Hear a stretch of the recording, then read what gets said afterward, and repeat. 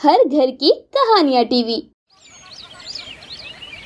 निधि एक मेहनती और स्वाभिमानी लड़की थी जो अत्यंत गरीब परिवार से थी।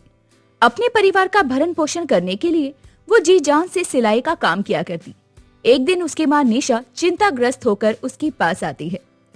निधि, तुमने वो कंचन आंटी के कपड़े सिल तो दिए है ना? तुम जानती हो ना उन्हें जल्दी ही शादी में जाना है। अगर देरी हो गई तो वो बेकार में गुस्सा करेगी। माँ, आप बिल्कुल भी चिंता ना करें, कपड़े लगभग सिल गए हैं। बस मैं उन्हें प्रेस कर दूंगी। उनके आने से पहले काम पूरा हो जाएगा और उन्हें गुस्सा करने का मौका नहीं मिलेगा।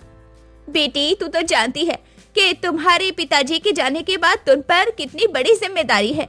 तुम्हें खुद ही पैसे जमा करके अपनी शादी करनी है और तुम्हारे पिता का सपना पूरा करना है। तुम्हारे पिता चाहते थे कि तुम्हारी शादी एक अच्छे और संस्कारी घर में हो। माँ, पापा का हर सपना पूरा होगा। जब हमने कभी किसी के साथ गलत नहीं किया तो फिर हमारे साथ कुछ गलत कैसे हो सकता है? ये बात सुनकर निशा की आंखें भर आई और उसे अपनी बेटी के आत्मविश्वास और संघर्ष पर गर्व हुआ। अगले ही दिन कंचन कपड़े लेने आ गई। कपड़ों की बेहतरीन कारीगरी देखकर वो दंग रह गई। अरे निधि, तुमने तो बहुत ही अच्छे कपड़े सिले हैं। ऐसा लग रहा है जैसे कपड़े मेरे लिए ही बनाए गए हैं। सिलाई और फिटिंग एकदम बढ़िया है। आपको मेरे कपड़े पसंद आ गए? इससे ज्यादा मुझे और कुछ नहीं चाहिए आंटी जी। कंचन कपड़े लेकर चली जाती है और अपनी बहन उषा के यहाँ एक रिश्तेदार की शादी में जाती है। वहाँ वो अपनी बहन उषा से मिलती है। दोनों के बीच बातों ही बातों में बहू और ससुराल की चर्चा छिड़ जाती है। उषा, तेरी जेठानी ने तो शादी में बहुत अच्छी तैयारी की है। कितना महंगा महंगा खाना बनवाया है और सुना है दुल्हन को गहने भी बहुत चढ़ाए हैं। बस एक बार मेरी बहू आ जाए, फिर मैं तुझे बताऊंगी कि शाही शादी कैसे की जाती है। मैं अपनी बहू की सारी हसरतें पूरी करूंगी और उसे एक अमीर घराने की बहू होने का हर एहसास दिलवाऊंगी। ये बात तो है, तू वैसे भी अपनी जेठानी से पैसों में बहुत ज्यादा अमीर है। तेरा बेटा भी एकलौता है, इसीलिए उसकी शादी में कोई कमी नहीं रखेगी। तेरी बहू भी बहुत खुश रहेगी। मुझे तो लगता है तू किसी अमीर घराने की लड़की को ही अपने घर की बहू बनाएगी जो तेरी ऊंची जीवन शैली से सहजता से एडजस्ट कर सके। नहीं नहीं कंचन, तू यहाँ मात खा गई। मैं तो एक सीधी सादी गरीब परिवार की बहू लेकर आऊंगी जो हर तरह के माहौल में ढल जाए और जिसे किसी तरह की कोई भी समस्या ना हो।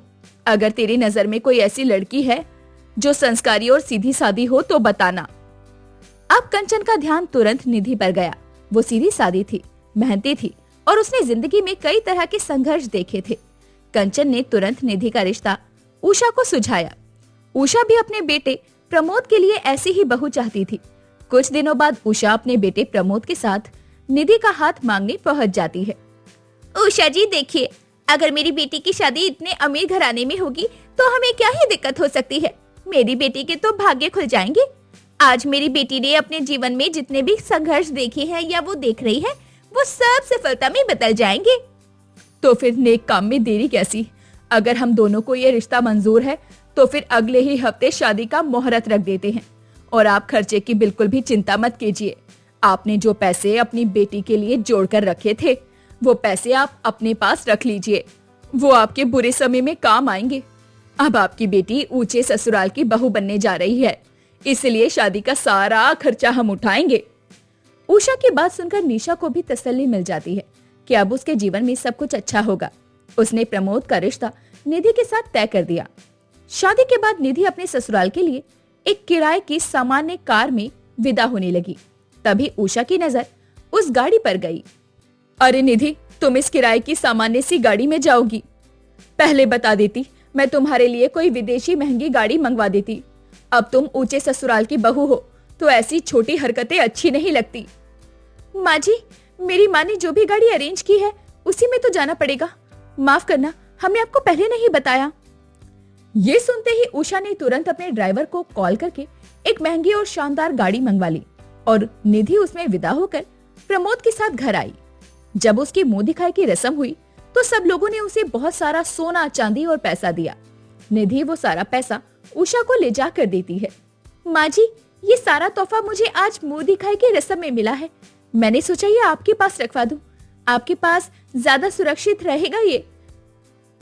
अरे बहू, अब तुम ऊंचे ससुराल की बहू हो। ये छोटी और गरीबी वाली हरकतें छोड़ दो और वैसे भी ये तो कुछ नहीं है, इससे ज्यादा सोना चांदी तो मैंने तुम्हें शादी में चढ़ाया था। अब थोड़ी ऊंची हरकतें शुरू कर दो, तुम गरीब के माहौल से बाहर आ गई हो। निधि ये सुनकर चुप हो जाती है और आगे कुछ नहीं कहती। अगले दिन वो अपनी पहली रसोई की रस्म के लिए रसोई में जाती है। उसने एक चूल्हे पर सूजी का हलवा चढ़ा दिया और दूसरे पर वो कढ़ी बना रही थी।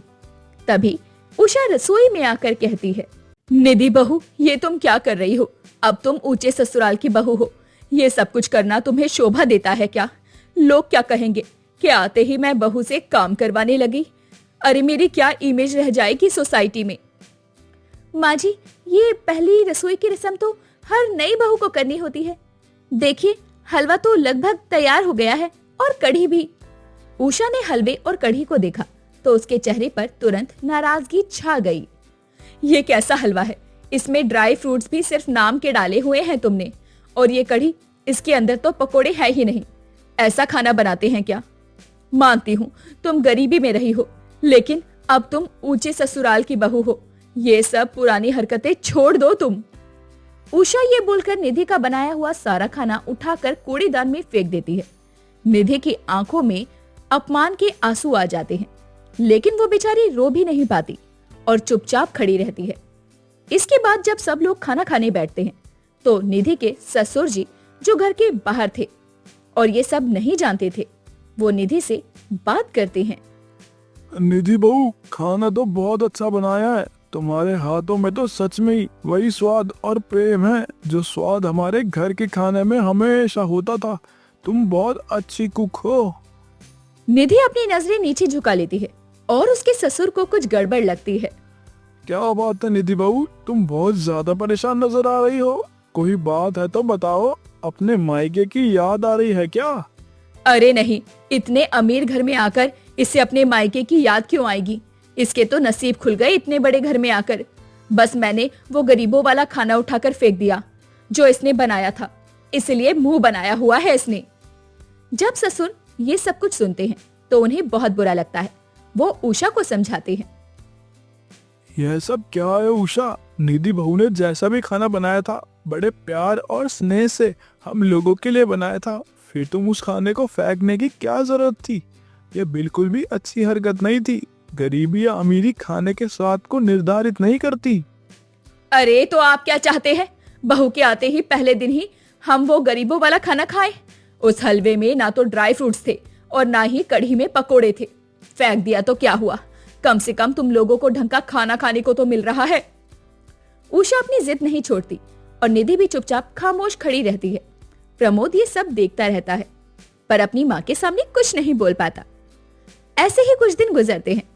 एक दिन पूरे परिवार को एक शादी में जाना था। उषा निधि के पास एक महंगी साड़ी और गहने लेकर आती है और उसे देते हुए कहती है, निधि, आज शाम को जिस शादी में जाना है उसमें तुम ये महंगी साड़ी और ये गहने पहनना, और इसी साड़ी के साथ में ये ऊंची हील्स भी हैं। हील्स पहनना, अमीर घर की बहुएं हील्स ही पहनती हैं। कहीं ऐसा ना हो तुम चप्पल में आ जाओ और लोग मेरा मजाक बनाए। पर माँ जी, मुझे हील्स पहनने की आदत नहीं है और मैंने तो साड़ी पहले से ही तैयार कर ली है। उससे मैचिंग का सारा सामान भी निकाल कर रख दिया है। मेरी माँ ने विदाई में मुझे ये साड़ी दी थी, बस वही निकाली है। तो अब तुम अपनी इतनी अमीर शादी के अंदर उस गरीब माँ की दी हुई साड़ी पहनकर जाओगी? अरे अगर तुम हमारे परिवार की बेइज्जती करवाना चाहती हो तो ऐसे ही बता दो। अगर मुझे पता होता कि ये सब कुछ होने वाला है तो मैं कभी भी तुम्हें इस घर की बहू नहीं बनाती। निधि के सब्र का बांध टूटने लगा, पर उसने खुद को शांत किया। ठीक है माँ जी, मैं आपसे किसी भी तरह की कोई बहस नहीं करूंगी। अगर आप ये चाहती हैं कि मैं ये वाली साड़ी और गहने हील्स पहनूं तो मैं यही डालूंगी। निधि खामोश हो जाती है और अपनी सास से किसी तरह की बहस नहीं करती। थोड़ी ही देर में पूरा परिवार तैयार होकर शादी में चला जाता है। निधि हाई हील्स में चलने की कोशिश कर रही थी, लेकिन अचानक ही सब लोगों के आगे उसका पैर लड़खड़ा जाता है और वो जमीन पर गिर जाती है। उषा उसे संभालने की जगह उसे सुनाने लगती है, गरीब लड़कियों की दिक्कतें ही यही हैं। इसे बोला था कि तौर तरीके सीख ले, थोड़ी सी हील पहनने में ही लड़खड़ा गई। ये क्या हमारे परिवार के स्टेटस को संभाल पाएगी? उषा, एक तो बेचारी बहू गिर गई, ऊपर से तुम उसे उठाने की जगह सुनाने लगी हो। अरे ये सब कुछ इसीलिए हुआ है क्योंकि इसने जानबूझकर गिरने का नाटक किया है। ये चाहती है कि यहाँ सब लोगों के आगे मेरी बेइज्जती करवा सके। अब इतना सब कुछ सुनकर निधि से बिल्कुल सहन नहीं होता। प्रमोद ये सब कुछ चुपचाप खड़ा हुआ देख रहा था, क्योंकि वो अपनी माँ का गुलाम था। वो समझ नहीं पा रहा था कि वो अपनी माँ को कैसे रोके। अब निधि अपने आंसू पोंछते हुए, लड़खड़ाते हुए उठती है और हिम्मत करके कहती है, बस माँ जी, किसी को ताना देने और कोसने की हद होती है। मुझे लगा था आप किसी गरीब लड़की का जीवन संवारने के लिए उसे अपने घर की बहू बनाना चाहते हैं, लेकिन मुझे नहीं पता था कि आप ये सब कुछ केवल अपनी अमीरी की धाक उस गरीब पर जमाने के लिए कर रही हैं। मैं गरीब हूँ तो क्या हुआ, मैं नहीं आई थी अमीर ससुराल की महारानी बनने के लिए। आप ही ने मेरे घर रिश्ता भेजा था। मैंने पूरी कोशिश की कि इस घर के सारे नियम मानूं। आपने जो बोला वैसे किया, लेकिन फिर भी मुझे वो सम्मान और इज्जत नहीं मिली जो शायद मुझे एक गरीब घर में शादी करके मिल जाती। निधि ये बोलकर रोने लगती है। इस बार उसका ससुर भी उसका पूरा साथ देता है। प्रमोद भी पहली बार अपनी माँ के खिलाफ बोलता है।